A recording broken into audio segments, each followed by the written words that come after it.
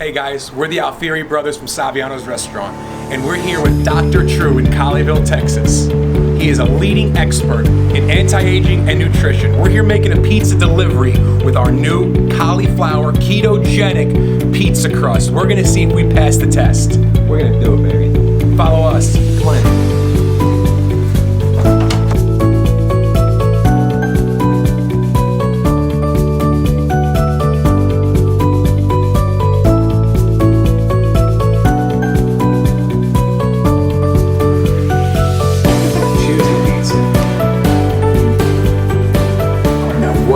Say if I told you that this was 100% ketogenic, no flour whatsoever, and it's actually wow, good really? for you. Yeah.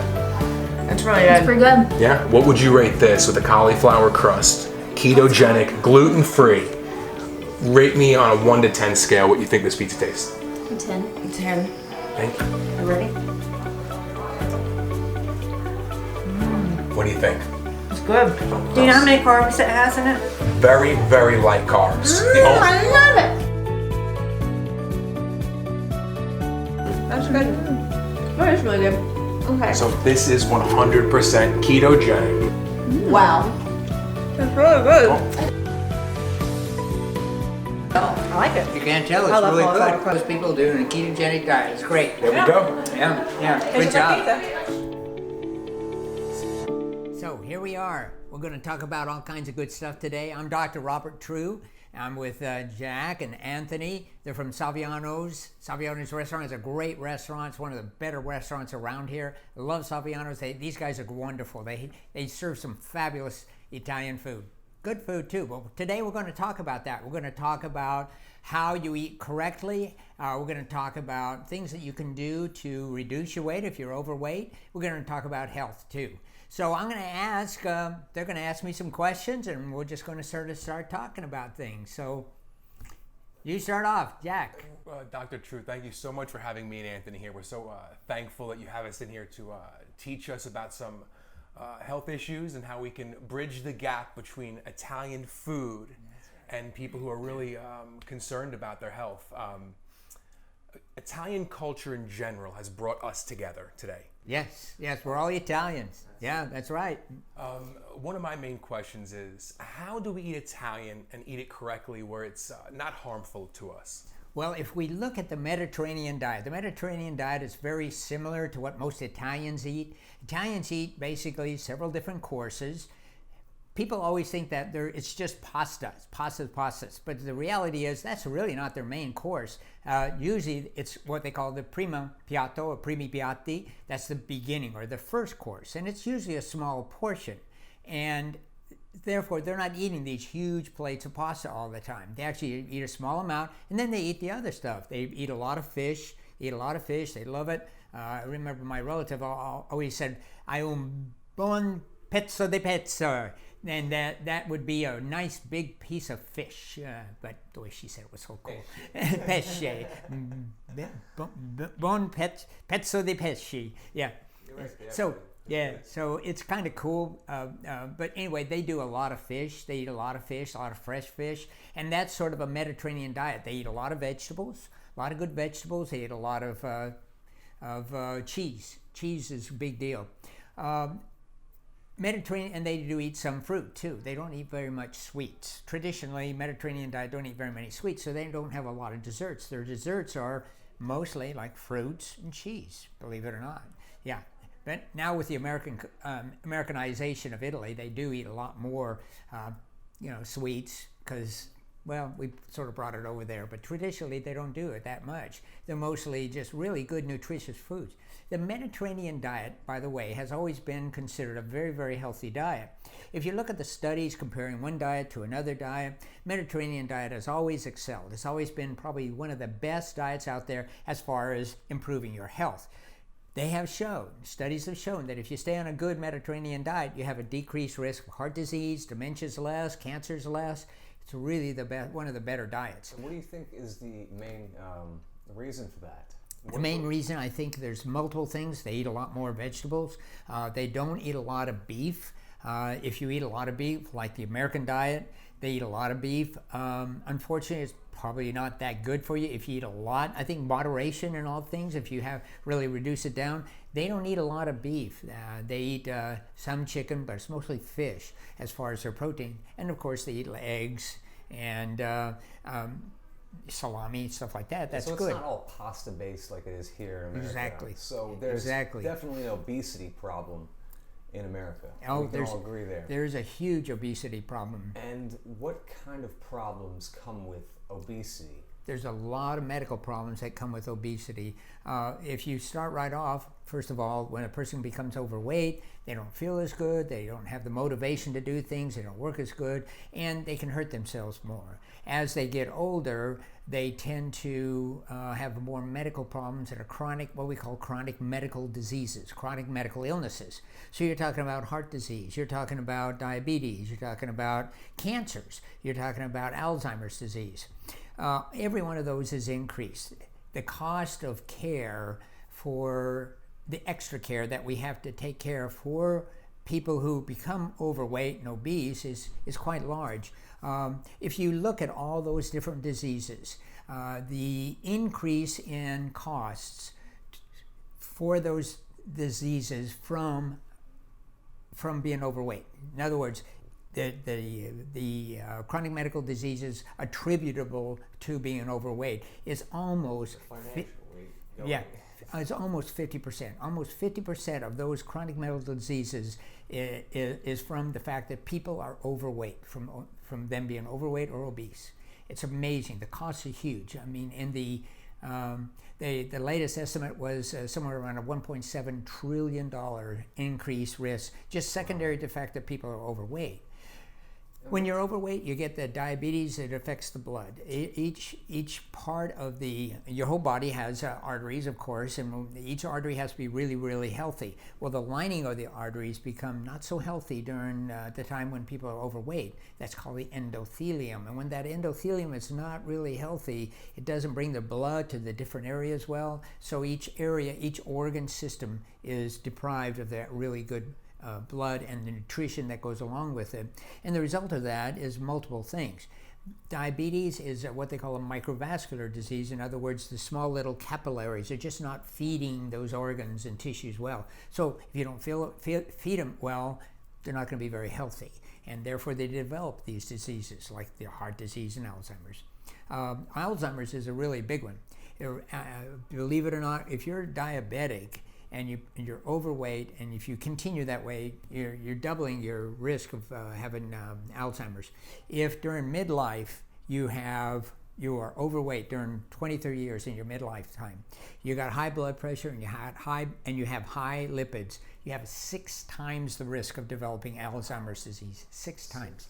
Yeah, 6 times. So, you figure that out, and that's on the Alzheimer's Association site. That's on their site. You can look it up on the Alzheimer's Association. They have that statistic right there.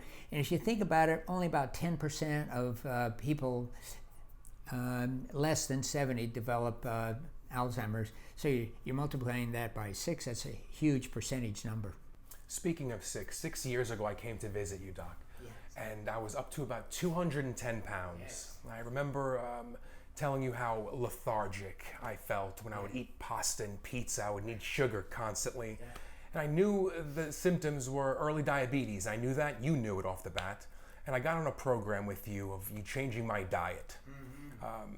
I wanted you to, when talking about reducing fat, carbs, and exercise. Yes. Would you talk a little bit about that? And the way I do this type of discussion, it really is similar to what we have with our diet program. I have a diet program. It's called the True Diet and the TrueMD maintenance program or weight management program. These are all programs that we have. We offer them in our office here at TrueMD. And the concepts that were in these programs I talked to you about. If you kind of look at the incidence of the consumption of wheat, starting in about 1950s, the consumption of wheat is, if you look at the graph, it kind of goes up quite sharply. You have a nice big old graph. The increase in wheat consumption is huge. If you look at corn, the consumption looks like the same kind of graph. If you look at sugar and you look at like carbonated beverages, sodas, pop, the incidence goes up. Well, it just so happens that obesity goes right along that same line, and the incidence of diabetes goes up that line, and then everyone is the same. Alzheimer's, heart disease, they're all about the same. So they all correlate with each other. Therefore, I think it's up to us to decide, well, do we want to continue that graph keeping on going up, or do we want to change that? I would say we should change it. And the way we're going to have to do that is to change our mindset. We have to do a paradigm shift in what we thought. We used to think that eating all these grains and all this pasta and breads and all that stuff was a good thing. Unfortunately, it's probably not the best idea to eat a lot of it. Like they said, back in the 1960s, the United States government created the food pyramid. The food pyramid, we all know it, the whole bottom part of the food pyramid is grains. Oh, you're supposed to eat all these grains. Oh, but you should eat whole grains. Doesn't really matter, they're all grains. But that's the whole bottom. And then the very top of the pyramid was a little bit of oil. Well, it just so happened that that pyramid was designed by the Agricultural Department of the United States, because we had all these people out there, these farmers who were making a living, and they had all this grain, and they wanted all America and the world to use grain. So they said everybody should be eating grains as their main part of their diet. And of course, that went up. Well, why did it go up? We have to think about this. If you think about our DNA in our bodies, our DNA was developed over millions and millions of years, eons of years. The DNA was made, with caveman. He went out, eons of years. Caveman would go out, he'd kill an animal, he'd eat it. Get a lot of fat in that animal, plus some protein, but a lot of fat normally, and he would do well. Well, he didn't eat a lot of carbs, except for one time a year, and that was autumn, when all the berries and the fruit was all out. So he ate a lot of those, and what happened? When he ate those, all of a sudden he noticed he got kind of big. He got a layer of fat on him, and that helped him because he realized really fast, so if you do that, you'll survive the winter better. But unfortunately, nowadays we have these wonderful fruits, which is great, all year long. And we love them. We love our fruits. We all gotta have our fruits, man. Gotta have our fruits. That's the we gotta have our sugar fruits. right there. But the problem is that now we have this chronic increase in the amount of glucose that's coming in, because fruits have a lot of glucose, a lot of sugar. Well, through the eons of time, the DNA has created our bodies such that when you eat carbohydrates, glucose, or any of those sugars, it goes through your GI tract, goes through your liver, goes into your body. Your body says, oh, we got all this glucose in here, we have to utilize it. We need to use this good fuel. So glucose stimulates your pancreas to produce insulin. Insulin has two duties. One is it grabs those carb calories, those glucose, and brings them into the cells so your body can utilize them. Without insulin, your body can't really utilize those carbs very well. So it brings them in. That's why they're bringing in insulin shots for diabetes patients constantly. Right, because they can't utilize it. Yeah. If you are type 1 diabetic, that means you cannot produce insulin. You've got antibodies against your pancreas that prevent your pancreas from producing insulin. So they have to give them shots. If you Google on the web, type 1 or juvenile diabetes before 1930s, because insulin was developed in 1934. So if you Google that, you'll see pictures of these children that were just all shriveled up, crying. They had a failure to thrive, skinny as can be. And then you saw the same children after they had used insulin, and they were just normal looking kids. Before that time, most kids didn't live when they had type 1 diabetes, because you just can't. You need that. You have to have some of that to bring it in. So insulin is necessary to bring in those carb calories into your cells so you can utilize it. But if you don't utilize them, the second duty of insulin is to grab those calories, grab the carbs, those glucose calories that you're not utilizing, and deposit them into your fat. Insulin forms the triglycerides, that's the fatty acids that form the fat, and you're literally feeding your fat, making it bigger and bigger. The more carbs you eat, the bigger your fat gets. So you think about it, during caveman time, he ate all those carbs, his fat cells got all full. He was able to survive the winter.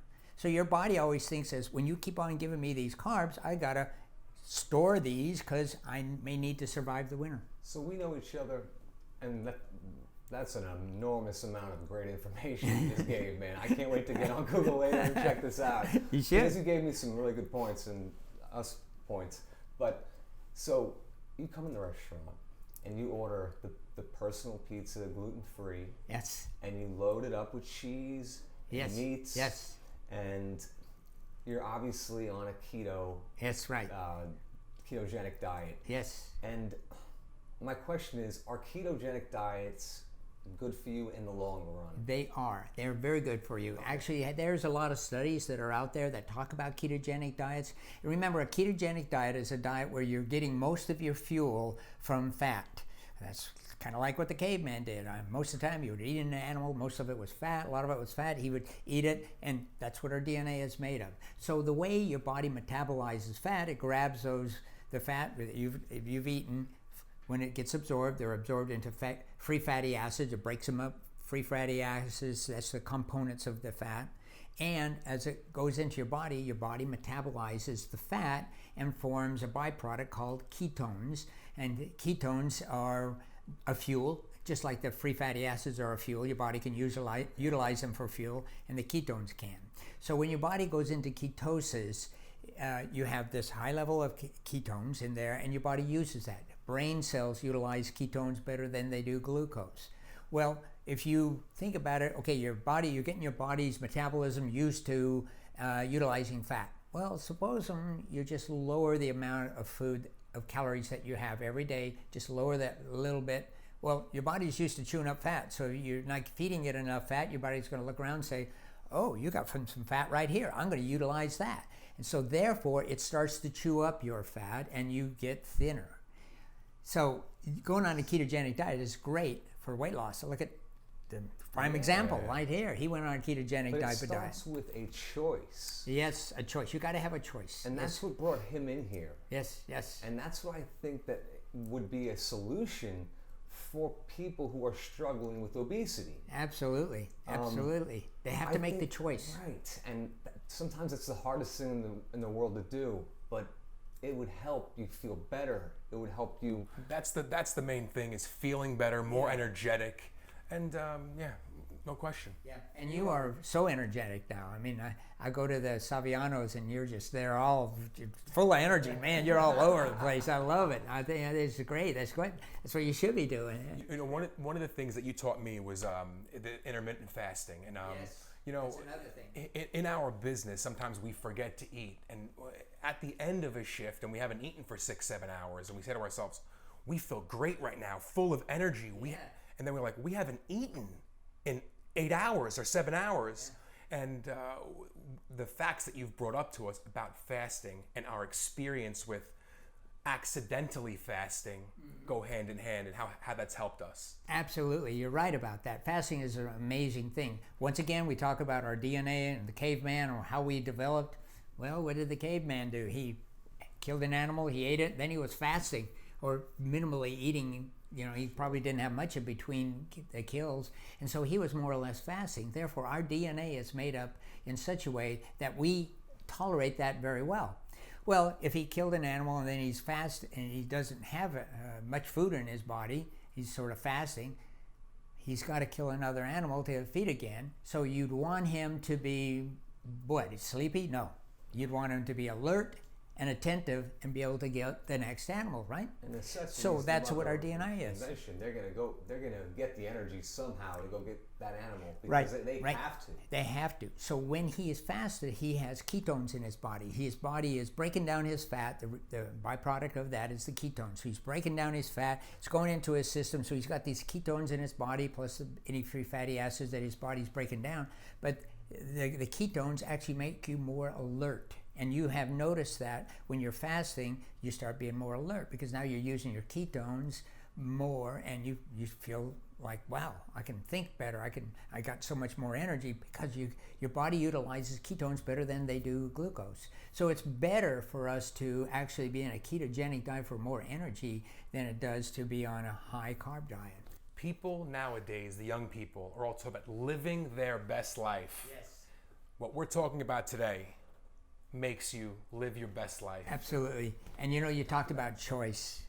Yeah, we have this motto here: health is a decision you make every day.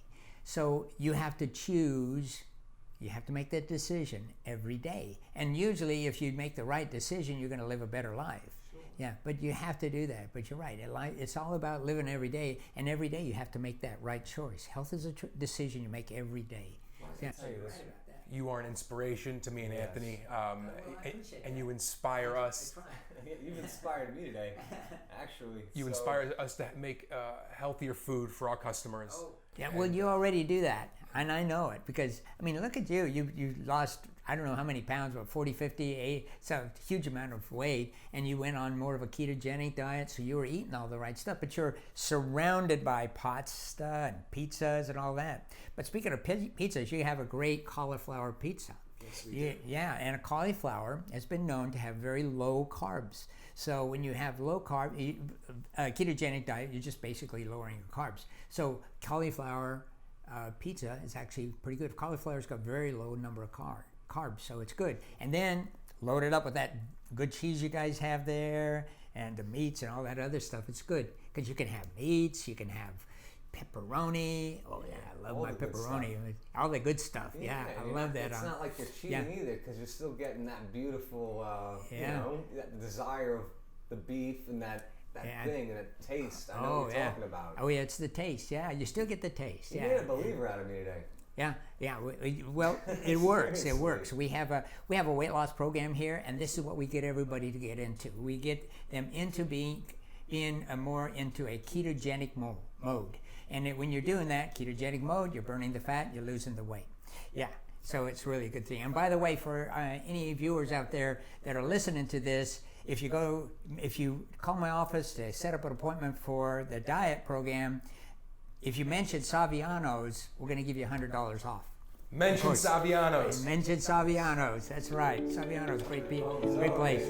Yeah, that's right.